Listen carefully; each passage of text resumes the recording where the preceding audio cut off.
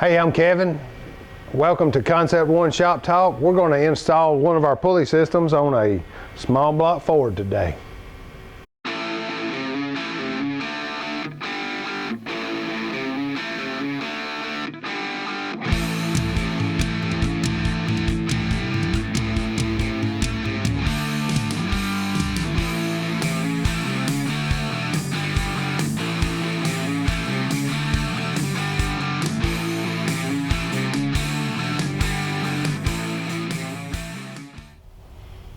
Okay, one of the first things I would do if I were putting one of these kits on, especially if it's an older engine or even if it's been rebuilt and been through a vat, I would recommend getting a tap and tapping all the holes just to clean out the threads so that bolts go in smoothly and makes your life a little easier. The next thing I would do, after you unpackage your bolts, you'll find your instructions. And we've worked pretty hard to make nice instructions that kind of pretty easy to see and see how things fit together. But what I like to do is lay my parts out on a table and then go through, and we've got a list, like right here, that lists out each bolt. They'll be numbered, and it'll give us a length and a diameter of what bolt it is. So if you're not familiar with bolts, I've been around bolts all my life, so I can pretty much just look and tell what they are. But if you're not, I found this chart at Home Depot. You can get them at places like that, hardware stores or whatever. And if you're trying to figure out, well, what size bolt is this? As you can see, they're labeled right here, and you just see which one fits through the hole. So that's a 7/16. That would probably be a help. And then also, I'm looking for my tape measure right here in front of me. A socket head bolt or a standard bolt, if you want to measure the length of it, measure from the shoulder to the length of the threaded part itself or the shank in the threads. Now there's one bolt that's measured differently, and I'll show it to you. It's called a flathead, which it looks more like you'd think it was called a countersink or something like that, but that's what you call a flathead. See how it's tapered? And you measure the whole length of that. So those should help you. That should help you be able to figure out what bolt is what. And then what I like to do is, if you look in some of these brackets, I like to put the bolts that go with each bracket in with the bracket. So I pick up it and the bolts and everything, and it kind of just makes it a little easier than trying to hold it up there and fumble through and figure out what bolt you need. Okay, I'm going to go in order with our instructions. So I'm going to put on the water pump pulley first, and then we'll put on the crank pulley.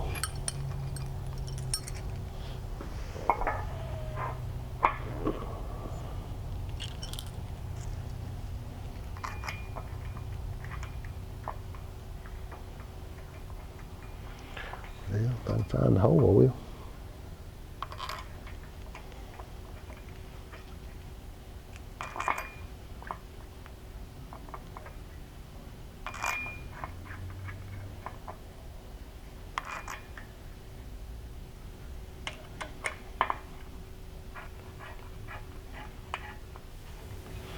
Now, as you can see, I'm kind of just snugging these things up. When you get the belt on and everything's kind of put together, I would go back through and make sure, or if it's like you've got a bracket and then stuff stacks on it, once you get a bracket on there, you can tighten it down. But the pulleys are a little hard to hold just by themselves, so I would snug them. After you get your belt on, go through and check everything. Next, we'll put our crank pulley on.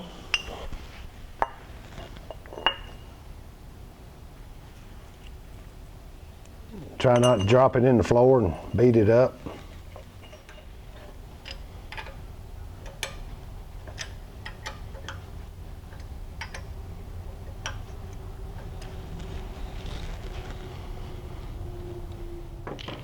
Okay, now we're going to start on, this is the main power steering bracket. It also holds the alternator, so it's kind of a main bracket for the alternator and power steering.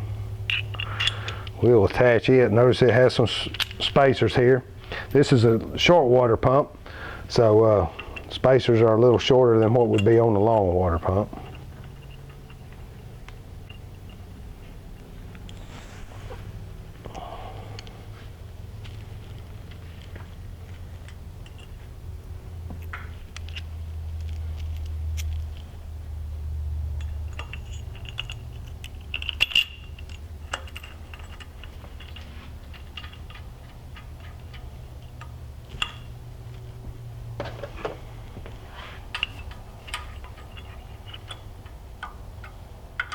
Now these on the block, you want to go ahead and tighten down because we're going to build from there, so we don't want the foundation loose.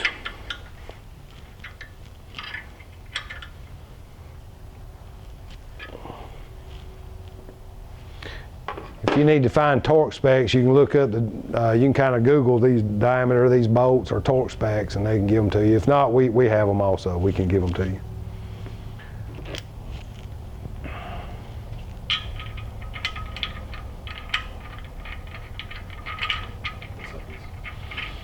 This is a spacer between the, for the alternator. It's part of the alternator assembly.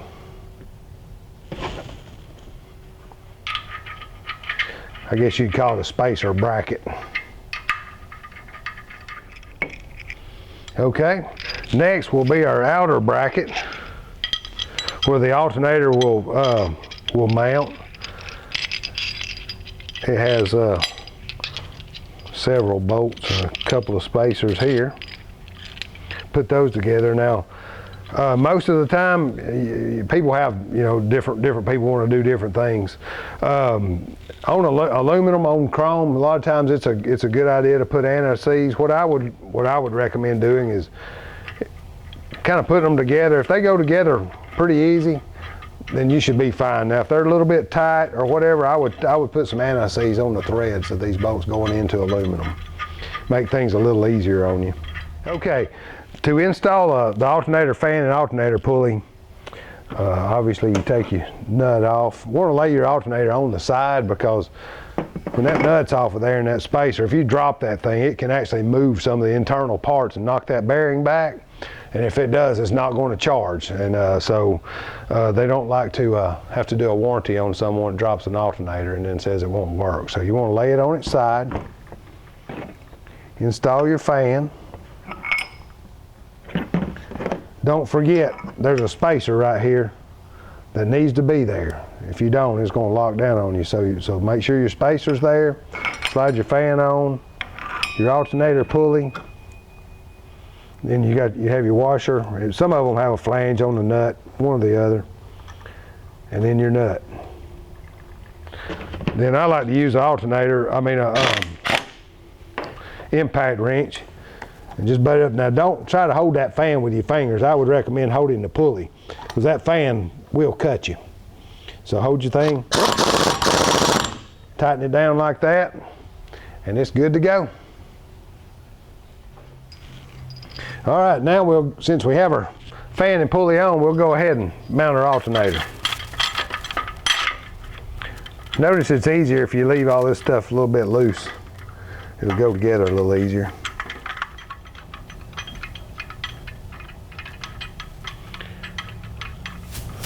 Now you will notice there'll be a few metric bolts and most of them are standard.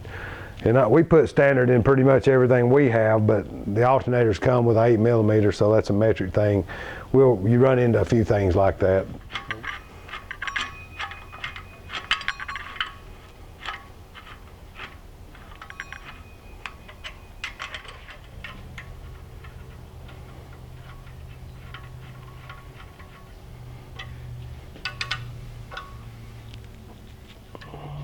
Okay, now we're ready to install our power steering pump. We offer these pumps with the reservoir on them. That's the standard. We also have them with a remote reservoir for high performance applications or hydro boost. So.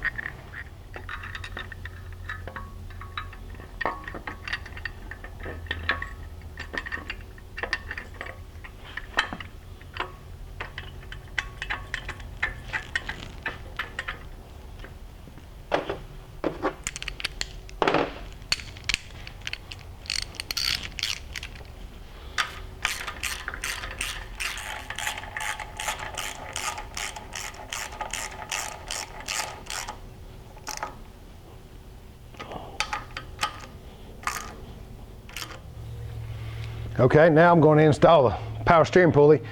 Notice we put a hub on our pumps. We go ahead and press that on here at our facility. That way all you have to do is bolt your pulley to it. You don't have to worry about having a installation tool to press that hub on with.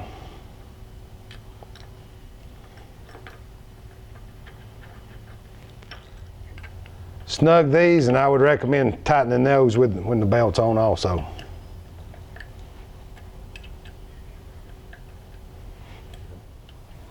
Okay, now we're going to install the AC compressor and the tensioner bracketry.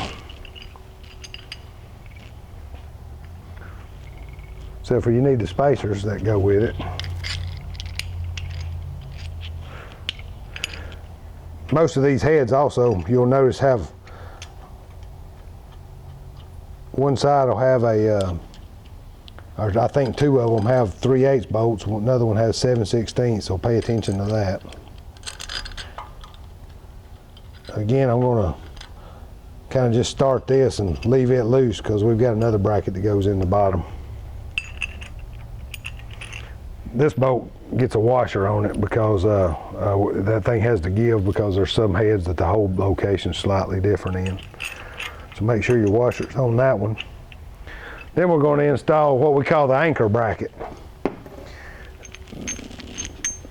In our, when you order a kit or in our instructions, you'll see that we ask, or when you order one, we'll ask, do you have this mount on your block? Now, a lot of the older ones, like I don't know, 68 and earlier, did not have this mounting bracket. This ear that sticks out here that's threaded. So anything from around 70 and up, we've always, they normally have them. If you don't have that, you need to tell us, and we have a slightly different anchor bracket. But okay, now this bracket's going to have to go up between here, between the block and that bracket, and then we'll stick this bolt that goes through the anchor bracket into the block. Okay. So I'm going to snug these up now that we have this behind it. And what I would do is run these bolts through this bracket, and you're not going to tighten those up, but it's going to locate it. Because we're going to need to tighten this upper bracket down so we can mount the tensioner on it.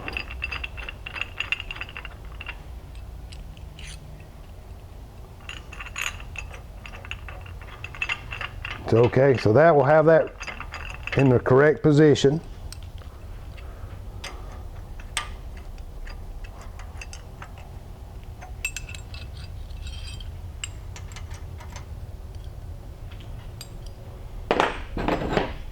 Helps to have the right size Allen wrench.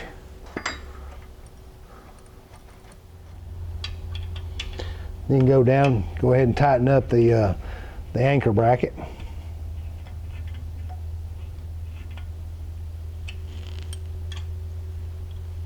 All right, so we have the anchor bracket tight, the main bracket tight. We'll take these bolts out.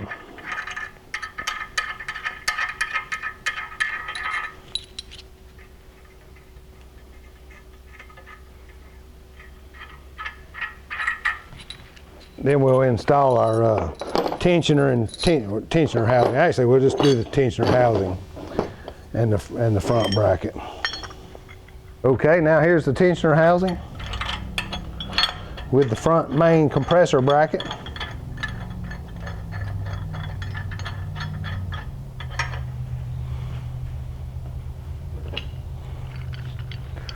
Tensioner will go right there.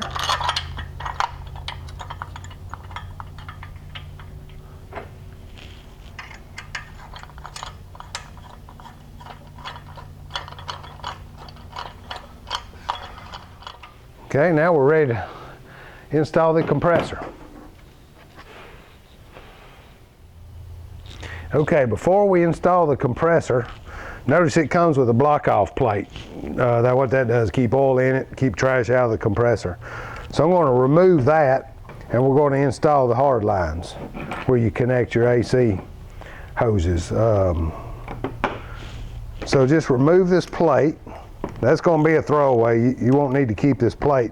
But one thing you do need to look for is I've had many people call and say, I can't find my O-rings for my compressor.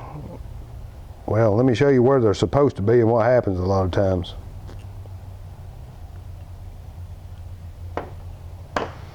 You look there, they're supposed to be an O-ring. Well, they stick to the rubber gasket, so pay attention. This is throwaway.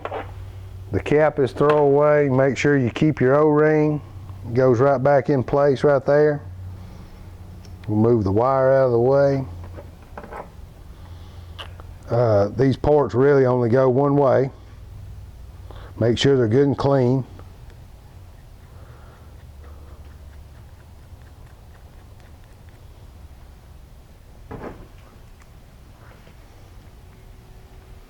Like I said, clean all the surfaces, make sure they're good and clean.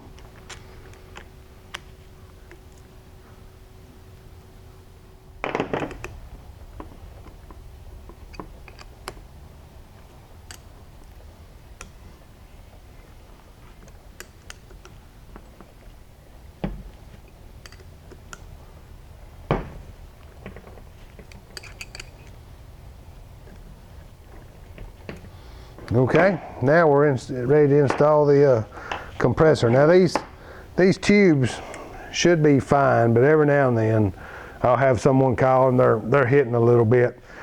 Those are aluminum tubes, and they're pretty easy to bend if you have to. Hopefully you won't, but just in case, it's not a big deal. Okay, now we're going to install the compressor. Now these things I said that we remove that plate and the gasket.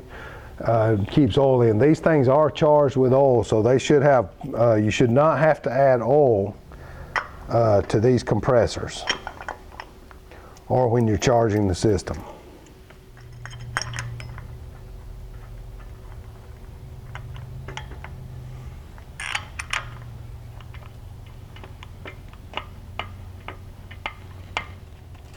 This one here, because it's a little tight to get a Allen wrench in, you'll run it up as far as you can by hand. And then before you tighten everything up, we have one last bolt and spacer, and it's going to go between this main bracket and the timing cover.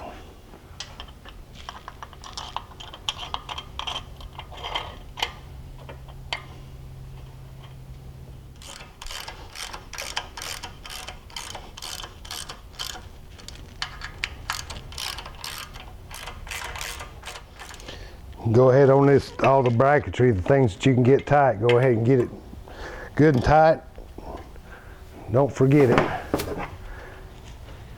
Most of the time, very seldom do we ever have anybody say, well, I've got a belt coming off, but normally if they do, they forgot to tighten something and something's flexing. So make sure everything gets good and tight. Like I said, that one is a little bit hard to get to there, so. All right, you can see these, the ports right there, if they're not exactly straight, they're fairly easy to bend. A lot of times the easiest way to do it is put a wrench on the hex and just pull it over. Be careful if you stick something in the tube, you can warp it, so I wouldn't recommend doing it that way.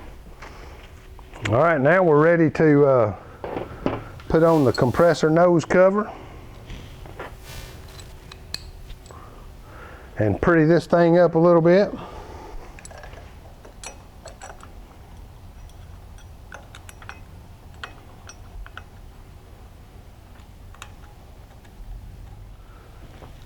Now we'll pop on the alternator cap. What I recommend, that's an O-ring, of course it's rubber and it doesn't want to slide much. Just put you a little squirt of WD-40 on it, and it'll pop in a lot easier, and that stuff's thin, so it'll dry pretty quick.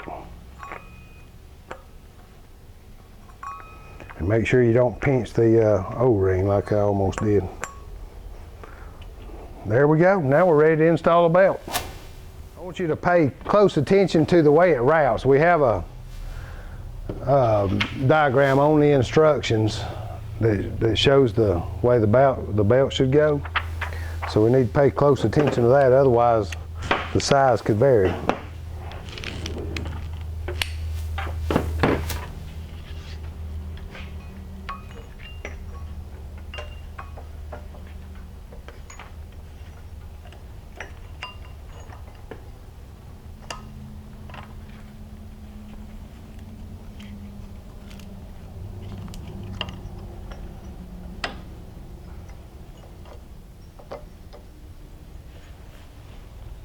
And I do recommend, a lot of times guys will have a hard time, they're trying to put the belt on the alternator last. It's better to do it on the tensioner. And sometimes these things are pretty tight, so it could be a two-man job to get them on there. I'm gonna try it here.